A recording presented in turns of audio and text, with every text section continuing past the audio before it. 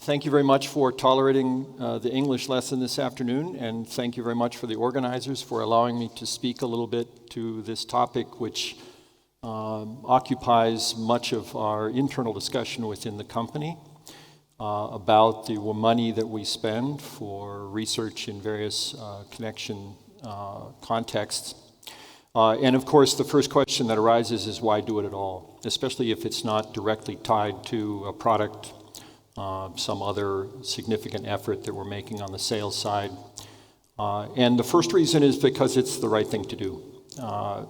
We do research in topics that are obviously connected to the things we know about, no pun intended, but the general idea is that we do research in areas that are underserved where we can make a difference. And steel to concrete connections, one of the areas we're very active in, is a terribly underserved area in the structural engineering practice.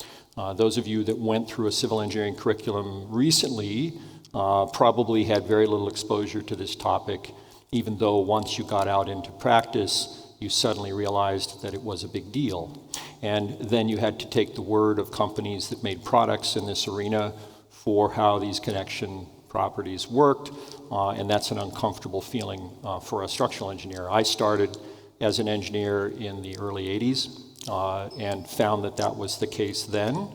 I subsequently educated myself. It's a long story that we won't go into on this topic, and eventually found that I could play a role in expanding the topic into something that is rigorous and well supported by testing. So that's number one. Then number two, because when we do research in this field, it allows us to innovate in a more productive way because we have a better idea of what it is that we're supposed to be innovating for. You'd be surprised at some of the things that people decide are an innovation when they really have no context to work from in the structural world. And that's something we struggle with all the time, is trying to make sure that the innovation things that we work on are relevant to what we do. So connections are, of course, the glue that make buildings work. Some people define buildings as beams and columns that are connected by connections. And the connections are the part of the building that are the most important, particularly in the seismic arena. When I started in the profession in San Francisco in the 1980s, it was the first thing we learned about connection design because it was so underserved as a topic in the university and because it was so important to good structural performance under seismic demands. And I had a strict teacher, his name was Henry Degenkolb, and the people that he trained brooked no dissent, so to speak, in this area of connection design. There were certain connections that worked, and there were connections that didn't, and we had to memorize those and get good at them. What you see on the screen is the tallest building in Los Angeles.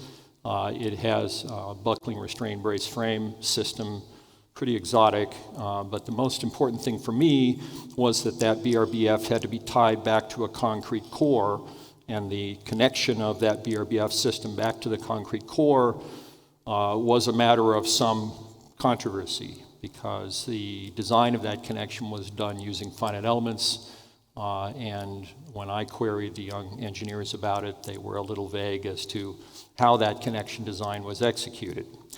That's not their fault, that's just because that's the state of things when it comes to large connections between steel and concrete where there's a lot of force and a lot of shear lag involved. It becomes a very complicated problem. We also do research in connections, of course, at a much smaller scale. I'll see if I can make this video go, or maybe they can make it go from the back. I don't have a scroll here. Is that possible to make the video work? Yeah, so what you're seeing is a shake table test at the Richmond Field Station in Berkeley. These are actually Tesla battery boxes that were donated for the cause. And we're running a broadband motion, so it's not really fair. We're querying every possible frequency to make these things fail. What was of interest to us was two things. One, that the boxes, the way they were anchored by the Tesla engineers, had some real frailties associated with it, and two, that the design of those kinds of connections typically is done in a very rudimentary manner where you simply take the mass of the box and divide it up to the number of connection points. Since these boxes had big doors on them, they were three-sided boxes, meaning their center of mass was well to the back of the box, and therefore the two anchorages points in the back took all of the load, and the ones in the front did almost nothing. That was a lesson that we just learned off of a very expensive shake table test, but it's one that one could have intuitively arrived at. So we've been engaged in a couple of big efforts over the last few years. I'm going to cover those hopefully in the time I have left. The first one has to do with our efforts to understand the effect of earthquakes on structural members in which anchors would be located. We've done a lot of work in that arena with UC San Diego. We started with Frieder Sibley, and then more recently we've been working with Professor Hutchinson and Rob Dowell, who came out of Frieder Sibley's program. And our effort here has not been to produce PhDs or dissertations, but rather to generate enough critical mass that we can actually have an effect on practice. And I think we've been reasonably successful in that regard. We start this kind of research with a question, and in this case, the question was, if we take the theories that were developed around the behavior of reinforced concrete frames and how that translates into anchor behavior, what about the more typical situation where walls are involved?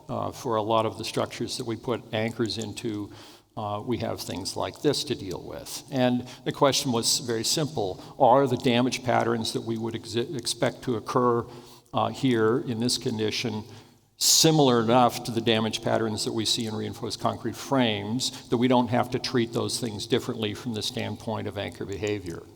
So to find that answer, we constructed a couple of walls. If you do any work in this arena, you know that most of the time shear wall research is done at about a third scale. It's just a lot more efficient to do it that way. Your RAM doesn't have to be as big and you don't have as much concrete to deal with. We didn't have that option. Why? Because we can't make scale anchors. So the anchors had to be full scale, the wall had to be full scale in order for us to understand what we wanted to understand.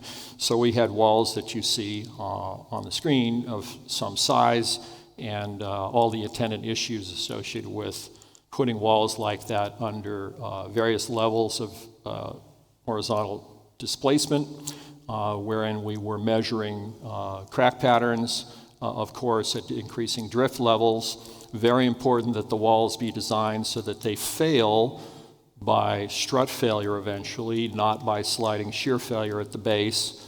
The graduate student who worked in this area was constantly being admonished to make sure that sliding shear failures would not occur. She was very happy with the outcome of these tests. Along the way, of course, we installed anchors in these walls. We had debates about what we would do in that regard, and eventually came to this solution. Maybe wasn't the most optimal solution, but it was a way to put anchors under load consistently as the wall went through various levels of distress, and we were able to learn a lot about anchor behavior under these conditions. The chart you see here is simply the kind of information that we were recording off of the anchors. We had them under a constant load. Of course, as the cracks would progress through the wall, that would induce slip in the anchors. I think you can see the progression of damage in this wall here. And that would then in turn force us to stop the test and retighten the anchors, bring the load back up. And then the anchors, of course, would suffer more damage. So out of that little exercise, we were able to predict what kind of load losses would occur. And one of the other things, of course, that was of curiosity was clarification that indeed anchors act as stress risers. And so when cracks occur in a planar element like that, they're going to find the anchor locations as a matter of course. So these are some of the images from the low aspect walls that we did. We did 2 low aspect walls, one with axial load, one without. I found the low aspect walls to be of particular interest because most of what the ACI code addresses is flexural behavior in shear walls. And many of us know that a lot of what we actually deal with are low aspect walls where flexural behavior is not really relevant. So the behavior of these walls was quite interesting for us. And you can see the eventual damage that occurred as we pushed things out to the end. I think I was talking with Sarah here at lunch, and she likes to force things into failure, and so do I, and so does any experimentalist. Eventually you just say, okay, let's see what happens if we crush it and push it all the way over. The point of these photos, though, is that if you can imagine anchors under those conditions, of course there's no anchor, I don't care what it's made of, that's going to survive in a wall at that point. So what did we learn out of this work? Well, one, we learned that we can simulate the cracking in these walls with relatively simple numerical models. That was the object of the graduate work that was being done here. And these macro models that were developed did a very nice job of predicting the crack patterns that we saw. So that was great. Number two, fortunately, we were able to conclude that the cracking in the walls in terms of crack widths, at least outside of the plastic hinge regions, was similar enough to what we see in frames, so we don't have to reinvent that story for walls. Number three, however, is the bad news, which is that we can't put anchors in regions of heavy damage. And in a flexural wall or in a flexural member, we kind of know where those regions are. We can limit them. We do a lot of work to try to define where they are. In these low aspect situations, it gets very tricky. I'll give you an example. In a well-designed low aspect ratio wall, the cracking will be distributed. Of a nice crack pattern pretty much over the entire area of the wall. Eventually it concentrates down in the toes, and you have a lot of aggravated damage down there. If you have a wall that's poorly reinforced, then all of that strain is going to aggregate right to the two struts. And so the regions outside aren't going to see a lot of damage, right? So that's very good for the anchors, not so great for the wall. But we have to take that into account when we advise people as to how to lay out anchors for particular retrofit situations, et cetera. So there's a lot of work that still needs to be done to understand the behavior of low aspect planar elements and what that means in terms of damage accumulation. Okay, topic two, this is more recent and very near to my heart currently because I'm leading the charge on this in ACI. We're trying to resolve some fundamental inconsistencies between the way anchorage is treated from a code standpoint and the way reinforcing bar development is treated. Development is what the term that we use to describe, excuse me, the embedment that you need for a piece of reinforcement in order to make it conform to certain objectives, usually yield of the bar. And as I got into this subject, I realized that many design engineers, some who are very involved with the code, don't really understand the principles under which those equations were set up, and they don't understand what the actual outcome of using those equations might be under certain circumstances. And that's been a real learning experience for me and for a lot of the people I'm working with. We can just start with this picture. If I land a steel column on a concrete foundation, then I'm subject to all the rules for anchorage in the design of those anchors. If I land a concrete column on the same foundation, then what I'm really doing is just dropping some reinforcing bars into the foundation. I'm providing some mechanical anchorage, either a hook or a head, and then I use the rules for development and I'm done. Maybe if I'm careful, I might want to do a check on the shear capacity of that panel zone region, but most of the time people don't do that, not at the foundation level. So these are two identical problems in terms of the reinforced concrete in that foundation. It really doesn't care that in one case we call it a reinforced concrete column and in the other case we call it a steel column with anchor bolts. But we treat it completely differently from a design standpoint. In fact, the steel people, AISC, they claim that this was done on purpose by ACI to penalize steel construction. That's how bad the conversation gets. And you have to say, no, I'm sorry, that's not the intent here. In fact, we know that the equations that we use for anchorage apply on the other side. But it's a question of how they apply and under what circumstances they would apply. So we've done some tests. We spent some money to try to understand this problem because, as you see on the screen, the reliabilities for an anchor type of design using the rules we currently have are probably in excess of 4, and the beta for this other thing we're doing in the reinforced concrete world could be as low as 2, depending on the edge distance, splitting conditions, etc. So in practice, what's been happening is that engineers are using the reinforcing design provisions to solve anchor problems. You would do it if you were confronted with that paradigm of a beta of 4 versus a beta of 2, and you needed to execute an efficient design, and you said, well, the code says I can do it this way. You would do that as well. I would probably do it, although now I would not because I know it's just wrong. What happens when you pursue anchorage from the standpoint of reinforcing bar development is that you ignore failure modes entirely that will likely occur when you have groups of bars. And that's what has played out in practice, and we're trying to solve that now and try to wind that story back so then engineers have a better handle on this. The reason it came up is that in the nuclear industry, they've been doing groups of bars welded to to embed plates for decades. That's a standard anchorage technique in the nuclear world. They do it here in Europe. You take a steel plate and you weld a bunch of reinforcing bars to it, or in this case, what we call deformed wire anchors, which are nothing more than dimpled wire bars that are then stud welded to the face of the plate. And you put that in the formwork, and then you can anchor to that plate, right? Creates an anchorage point for the nuclear world. And the assumption was the number of bars times their area times the yield is the capacity of that connection in tension. And it was a reasonable expectation because they said the code says, as long as I make those bars, as long as they're supposed to be for development, I should be good. So we ran a few tests. I say we in the expansive sense. These tests were run by Amit Varma at Purdue University and his student Rachel Chichi. And it was stunning, right? They carved this cone out of the specimen that they tested. This was a very heavily reinforced specimen. What you're seeing is the result of 25 number, what we call a number 6 bar, roughly about 20 millimeters in diameter, 25 of them in a grid pattern loaded in tension to failure.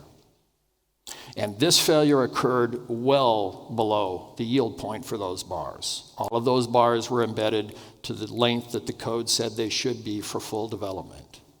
Now, many engineers looked at this and they said, well, I would never do that.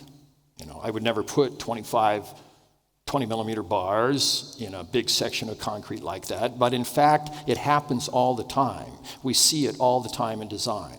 And not with straight bars, but with headed bars and with hook bars, but more often with headed bars. And that's where things really start to get dicey. If you can get a failure like this with straight bars, and in particular with deformed wire, which has a bond of maybe 70% of a normal ribbed bar, then you know that when you have headed bars, you're going to have a real problem with breakout.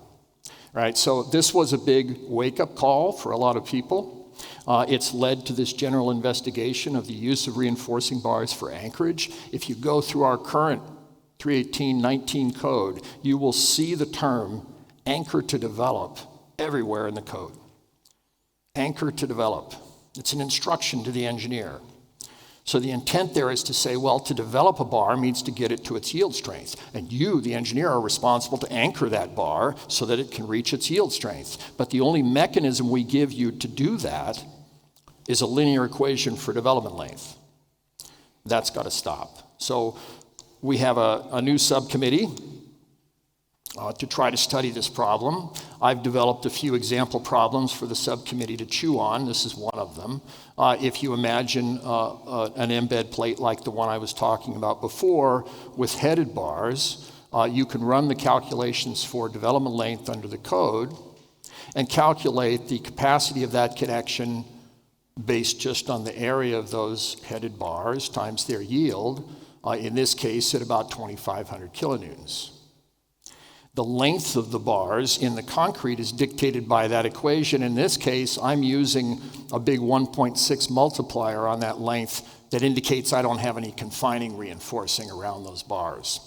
If I have confining reinforcing, it's different, and I'll show that in a second. But even when I take the long length required for those headed bars in a group, and I calculate the actual breakout strength, and I'm not calculating the breakout strength at the 5% fractal with cracked concrete. I'm calculating it at a mean strength level. I'm using a K of 40 here, and I'm just doing a very simple breakout calculation. I have a deficit of about, 600 kilonewtons already on yield, on nominal yield. I'm not even talking about real yield of these bars. So if I do this same calculation and I assume I've got confining reinforcing, let's say I'm in a column, and I say, well, now my bars are confined. I don't need that 1.6 multiplier anymore. My deficit just grew from 600 up to, I don't know what that is, 1,400 kilonewtons. I'm not even close. I'm not even in the same universe to get those bars to yield.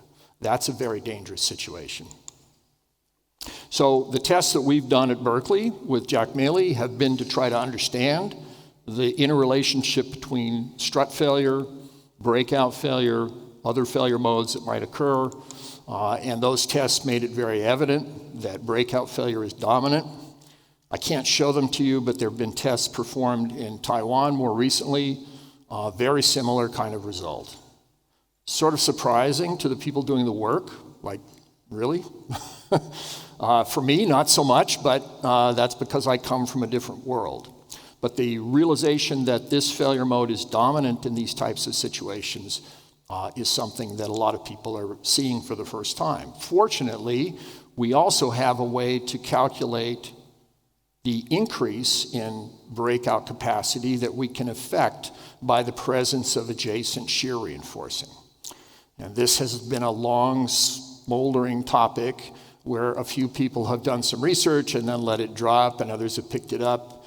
We're trying to bring it to the point now where we can have a model that you could use effectively for a variety of situations and make a calculation. This little test indicated that with the theory that we're currently using, we were able to predict roughly a doubling in the capacity of this connection, failing by concrete breakout, using appropriate shear reinforcing. And that was very gratifying to see that.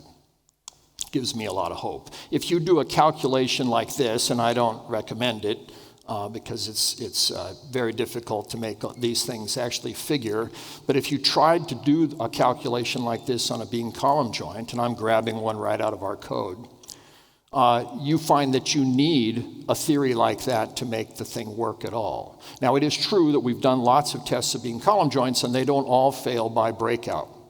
Right? There are other failure modes that occur in beam column joints, and one of the reasons is that you have a heavy amount of, at least in my world, a heavy amount of confining reinforcing in the column that acts to restrain that breakout failure. Getting that to the point where we can make that work across a variety of cases, we're not there yet. We're still working on that. So as I mentioned, I think at the outset, we have an initiative in 318 to try to address this through an ad hoc subcommittee. We're working very hard to try to come up with answers. Hopefully we'll get it done within this cycle. And also I have opened this topic up in the most recent iteration of the Provisions Update Committee, which works on the NERP recommended provisions. The recommended provisions, for those of you that aren't close to the US seismic code development situation, are always the precursor to work that we do on ASCE 7 in the seismic subcommittee. So I'm hoping that I can foster a more in-depth conversation about how we deal with concrete to steel anchorage, especially in light of these realizations, what's been happening in the design world, and maybe bring a lot of things together at once. So that's the hope. In summary, I just want to say that our commitment to this work is ongoing. We believe that it has resulted in a lot of good in the building world. It is, for me personally, a little depressing that in the length of my career, 30 years plus, I can't see a big increase in the emphasis on these topics at the academic level, but maybe, that'll come.